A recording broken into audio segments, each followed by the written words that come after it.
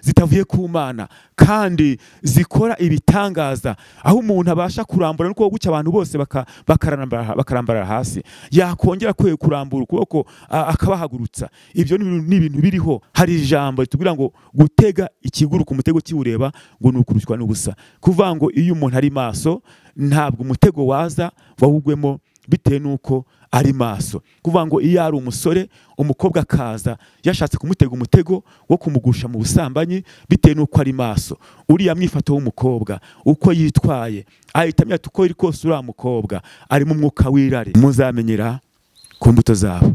Ni ukuvuga ngo rero birakwiriye ko mbere yuko umuntu yihutira mu bintu abanza akareba imbuto. Imana idufashe cyane. Haleluya. Shimye Imana yongeye kumbashisha, ndagira ngo manze mbibwire. Nitwa nta mugabo umwe Stefano,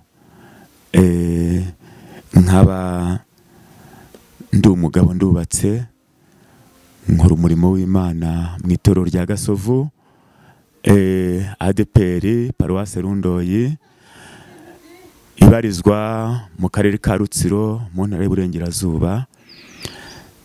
Nkaba n'umuririmbyi muri korali Witsemba n'umudiyakoni aho ku itorero rya Gasovu. Ndi umugabo n'abarindwi.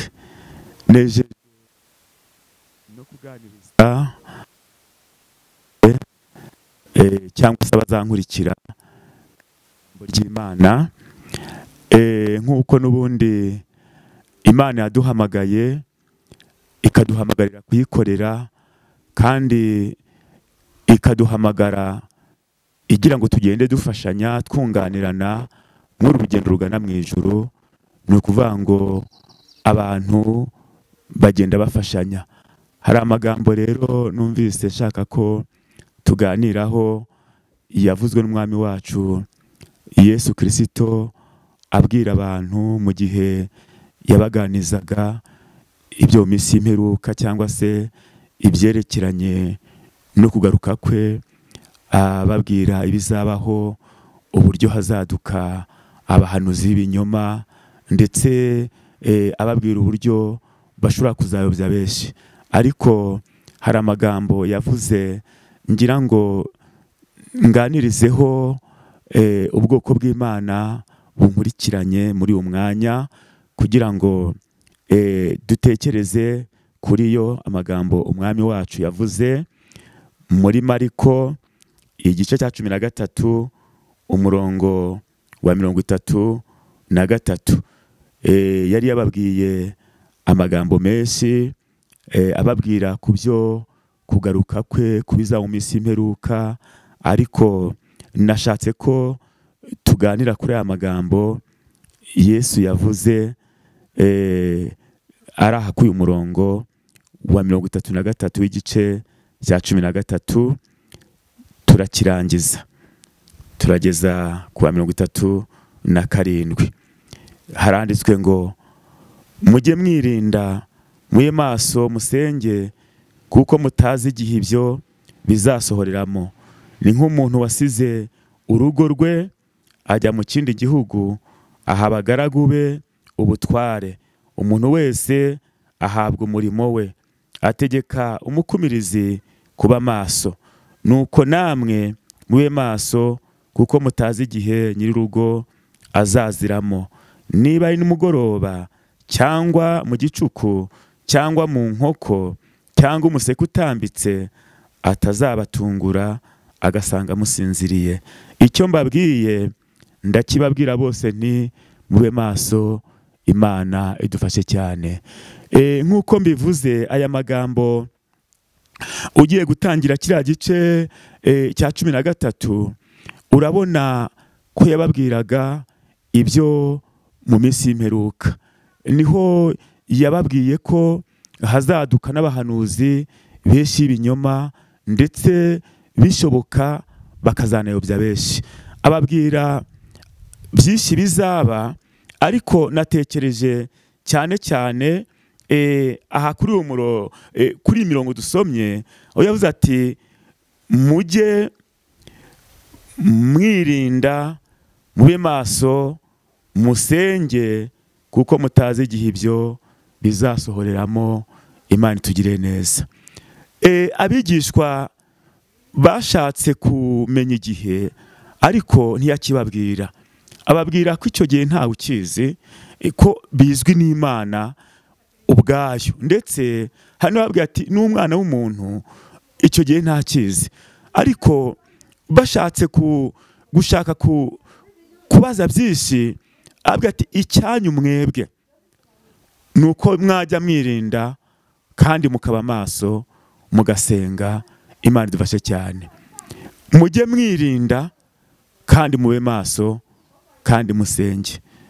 Mu by'ukuri iyo urebye aya magambo yababwiye akubiyemo ibintu byinshi: kwirinda no kuba maso no gusenga.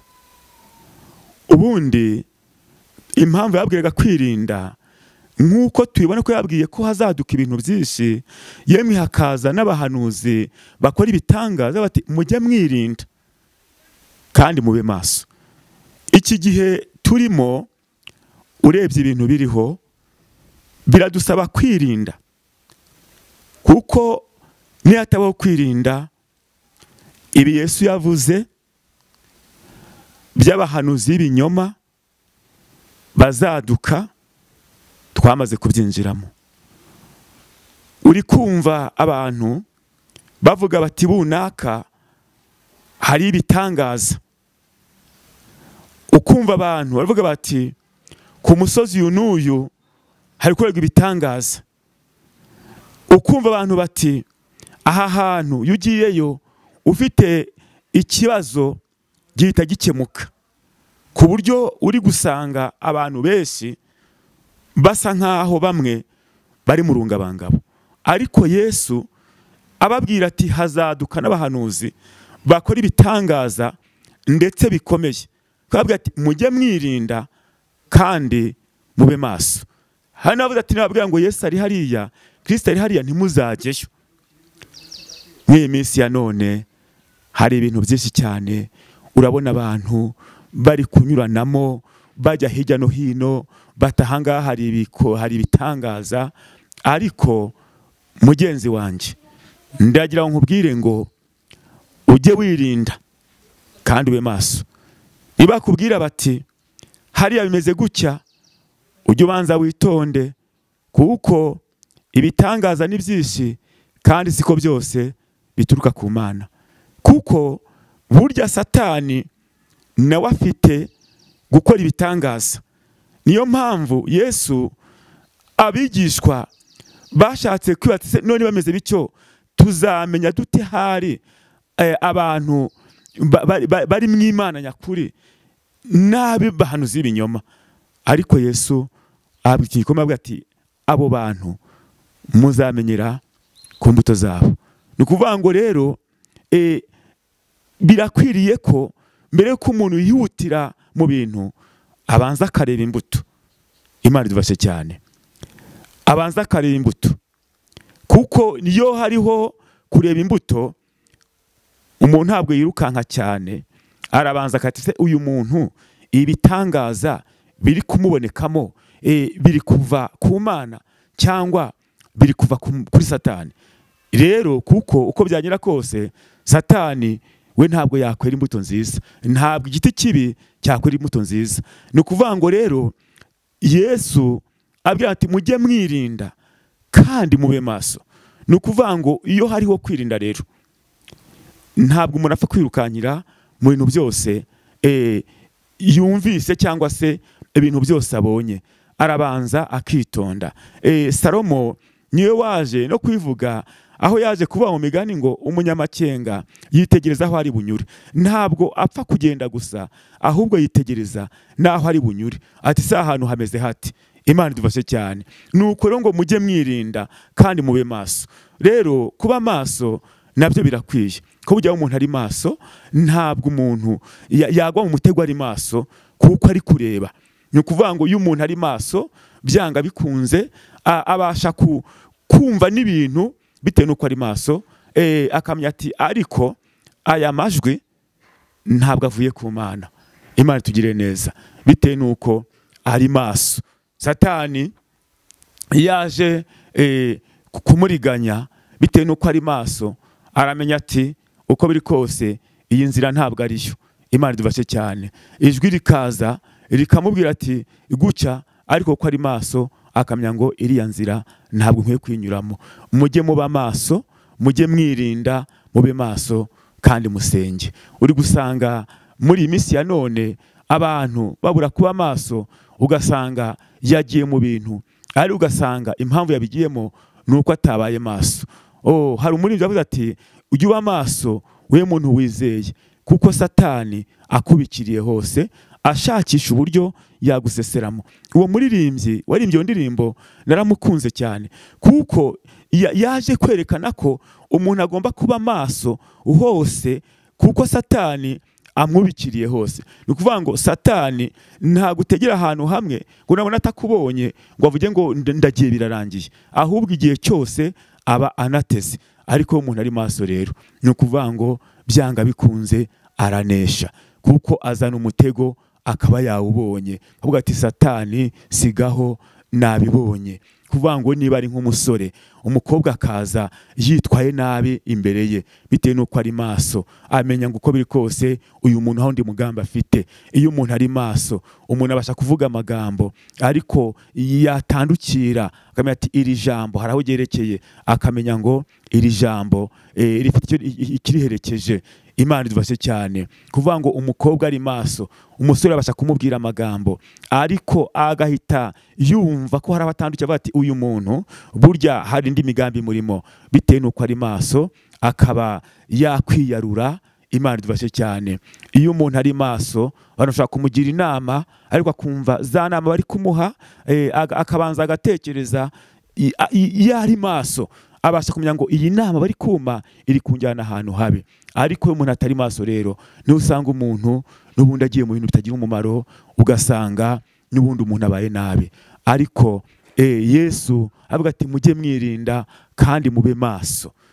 Mujye mwirinda kandi mube maso. Mugenzi ugana mu ijuru, ibi bintu biragukwiriye kwirinda no kuba maso ndetse no gusenga. Imana idufashe cyane. Burya gusenga ni ngombwa, ko gusenga kuduha imbaraga. Imana idufashe cyane. Iyo habonetse kwirinda, hakaboneka kuba maso, hakaboneka gusenga, byanga bikunze Imana ibana natwe, kuko muri kwa gusenga hari imbaraga tuhabonera. Hari ukuntu Imana igenda iduhishurira tubwira iti n'ubundi nyura mw'iyi nzira, nyura mw'iyi nzira iriya winyuramo, ahubwo nyura ahangaha. Nuko ibyo rero bikadufasha cyane iyo twahagaze muri uwo mwanya, byanga bikunze umwami wacu agendana natwe. Ndagira ngo mugenzi wanjye rwose ngusabe usenga Imana igufashe. Iri jambo tuganiriye, Yesu yaje kubwira abantu cyangwa se yaje kubwira abigishwa bati mujye mwirinda, mube maso kandi musenge. Birakwiriye ko habaho kwirinda kandi tukaba maso tugasenga. Imana idufashe cyane. Ese mugenzi ujya wirinda?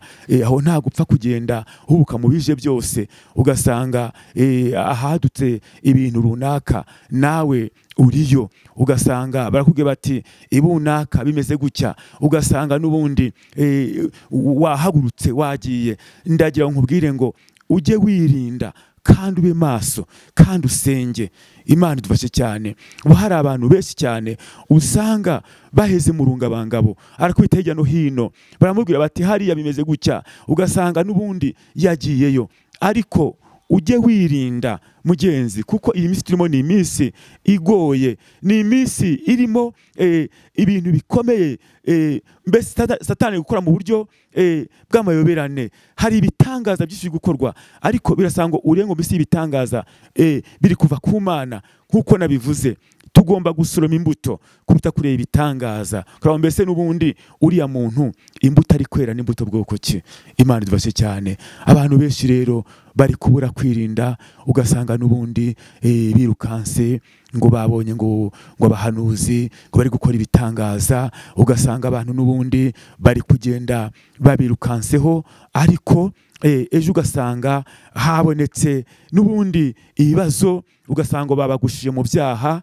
Munyumve neza, ndabizi ko Imana y'ubuhanuzi irakora kandi iriho, kandi twemera abahanuzi nibyo, ariko tugomba kugira ngo mbese ko Yesu yavuze ngo no mu minsi imperuka hazaduka n'abahanuzi b'ibinyoma bakora n'ibitangaza, none bo kugira ngo tubamenye twamenya dute? Dore iki Yesu yavuze ati muzamenyera ku mbuto zabo. Reba imbuto kuruta kuranga ibitangaza biri gukorwa. Tumenye ko buno hariho n'imbaraga zitavuye ku Mana kandi zikora ibitangaza, aho umuntu abasha kurambura n'uko gucya abantu bose bakarambara hasi, yakongera kurambura ukuboko akabahagurutsa. Ibyo ni ibintu biriho mwino misi ya none, ariko turengo mbese izi mbaraga zikora muri abantu ni imbaraga bwoko ki? Imana idufashe cyane, turasabwa kuba maso cyane kuko iyi ni iminsi mibi, ariko Yesu ashimwe kuko yagiye abivuga byose bitari byaba. Avuga ati dore mbibabwiye bitari byaba, yabitugiye bitari byaba kugira utumye kutumba kuzabyitwaramo. Nuko rero turasabwa kwirinda kandi tukaba maso ndetse tugasenga. Imana tugire neza. Kwirinda rwose ku buryo tutaba turi abantu bapfa kwaduka mu byo twumvise byose ngo hari gukorerwa ibitangaza ngo turukanse tugiyeyo. Kumenya ko tugomba kwirinda kuko iki gihe turi gukoreramo ni igihe gikomeye, ni igihe kiruhije, ariko nituba twitaye ku ijambo ry'Imana, umwami Yesu azagenda dushoboza. Kandi noneho kuba maso, kuba maso. Hari ijambo ritubwira ngo gutega ikiguru ku mutego kiwureba ngo nukurushywa n'ubusa. Kuvuga ngo iyo umuntu ari maso ntabwo umutego waza wawugwemo bitewe nuko ari maso. Kuvuga ngo iyo ari umusore umukobwa akaza yashatse kumutega umutego wo kumugusha mu busambanyi bitewe nuko ari maso, uriya mwifato w'umukobwa uko yitwaye ahita amenya uko iri kose uriya mukobwa ari mu mwuka w'irari bitewe nuko ari maso, akamubona. Niko kandi n'umukobwa nawe iyo ari umusore ufite umwuka w'irari, hari ukuntu ashobora kuza yitwaye ashaka mbese kumwitwaraho ukundi bitewe nuko ari maso, akamenya turiya musore ngomba kumwirinda, namutahuye afite indi migambi mibi. Ariko ibyo ngibyo bibonwa n'uri maso. Yesu ati mujye mwirinda kandi mube maso. Ndakwifuriza ko Imana yaguha amaso y'umutima. Aya maso Yesu uburyo yavugaga bwo kuba maso ntabwo ari ukuvuga ngo nuko umuntu yarara adasinziriye, ahubwo ni ukuvuga ngo umuntu ashobora gusinzira aya maso y'umubiri ariko ay'umutima akaba ari kureba. Niyo yavugaga rero, niyo yavugaga aya maso y'umutima iyo ari kureba, ni ukuvuga ngo mu biganiro ari kwerekeza bitewe nuko ari maso. Bati ko biri kose uriya muntu namwumvise ikiganiro cye nabonye aho ari kwerekera atariho ndi kwerekera. Imana idufashe cyane. Iyo umuntu ari maso ni ukuvuga ngo hari ibiza byinshi bitewe nuko ari maso, n'ubundi bigatambuka bikamusiga kuko yabibonye. Imana tugire neza. Ndakwifuriza kuba maso kandi nanjye mbyifuriza kuba maso. Amaso y'umutima akareba, burya amaso y'umutima ari kureba nukuri niho umuntu abasha kwirinda n'ubundi ntagwe mu byaha bitewe nuko amaso aba yabibonye. Iyo amaso ari kureba niyo byaje biri gushaka umuntu yaje ari kwiyoberanya ashaka kwishushanya, kuvuga ngo ayo maso abasha kureba. Imana tugire neza. Mujye mwirinda, mube maso kandi musenge. Ndagira ngo iri jambo rwose wumve ko uryitayeho, kuri haya agaciro, ujye wirinda ibiza byose. Umenye ko utagomba guhita ubyihutiramo. Buno gusanga abantu birukanka bagiye ahantu hatandukanye, bati uriya mugezi w'ibunaka, n'ubundi umuntu agiyeyo afite icyifuzo, n'ubundi avo cyashubijwe. Ariko rero nkubwire ko ntabwo ari ukuri. ibyo byifuzo byasubizwa mu mugezi ku buryo ahandi Imana itabisubiriza. Mu by'ukuri iyo Mana ikorera mu migezi ntikorera ahandi. Wagombye kubanza kureba uti se koko biriya bintu ni ukuri? Rero iyo hatari ukwirinda urirukanka ngo ngiye muri wa mugezi bavuze, nyamara ukaba urayobye. Ariko iyo umuntu ahagaze neza amenya ngo Imana yacu ikorera hose, Imana yacu icyo ishaka ni uko umutima wanjye uyubaha. Iyo umutima wubashye Imana ukabwirira n'Imana, ni ukuri ntaho Imana itagusubiriza. Imana idufashe cyane, ntaho itagusubiriza. Rero nkagira ngo ngusabe mugenzi unkurikiye, rwose iri jambo uryiteho, iri jambo usaba Imana irikomereze muri wowe. Wumve ko ugiye ugomba kwirinda, wumve kandi ko n'ubundi ubaye maso. Imana itugirire neza.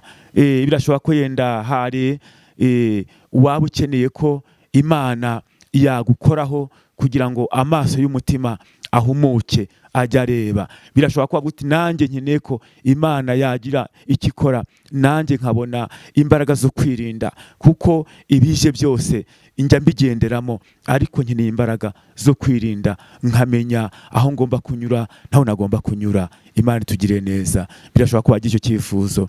Tugiye gusenga Imana rero ngo Imana igufashe, iguhe imbaraga, Imana igufashe, iguhe kuba maso. Tugiye gusenga Imana mugenzi, ca bugufi aho uri, winginga Imana uti Imana n'ubundi ibintu ntago byoroshye, ariko ndakwinginze ngo umpe kwirinda kandi umpe kuba maso. Ndagira ngo aho uri wankurikiranye uce bugufi aho uri, twinginga Imana kugira ngo Imana idushoboze, iduhe kwirinda kandi duhe kuba maso, kuko tugeze mu bihe bigaragara ko ari ibihe bya nyuma. Tugeze mu minsi y'imperuka, ni ukuri irimo ibintu by'amayoberane, ibintu byinshi bitandukanye. Tugeze mu minsi igoye, ariko nubwo bimeze bityo hari Imana ishobora byose. Iyo twayegereye ibasha kuduha ibyangombwa byose bikwiriye umugenzi ugana mu ijuru. Reka dusenge Imana.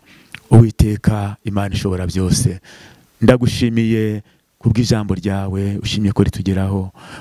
Mwami Yesu, umaze kubona ibiza mu minsi y'imperuka, waje kuganiriza, ubwira abigishwa bawe, ubwira abakwizeye ko baba maso kandi ko birinda bakaba maso kandi bagasenga, kugira ngo bibabashishe kumenya uko bahagarara mu gihe nk'icyo. Natwe rero turakwinginze ngo udushoboze kuba maso, udushoboze kwirinda, udushoboze kuboneka imbere yawe ibihe byose, kugira ngo imigambi ya Satani tubashe kwitahura. Uduhe kwirinda mu gihe bigaragara ko amajwi abaye menshi. Uduhe Nyagasani kuba maso kugira ngo tumenye ijwi ryawe ari ryo dukurikira, twe gukurikira ijwi ry'umubiri, kuko mu iyi minsi amajwi ahamagara ni menshi, ariko yose si amajwi yawe. Dushoboze Data kugira ngo tube maso, tubashe kumenya ijwi ryawe n'iritari ryawe, bityo Nyagasani tubashe kugendana nawe. Urakuze, turagushimiye ko ugiye gushoboza abantu bose bumvise iri jambo. Nyagasani, abantu bose bafite icyifuzo cy'uko washoboza kwirinda no kuba maso, Mana ko ubagiriye neza. Nuko rero turagushimiye, ngaho komeza kudufasha, komeze kurinda abantu bawe. Bisabye Imana mu izina rya Yesu, amen.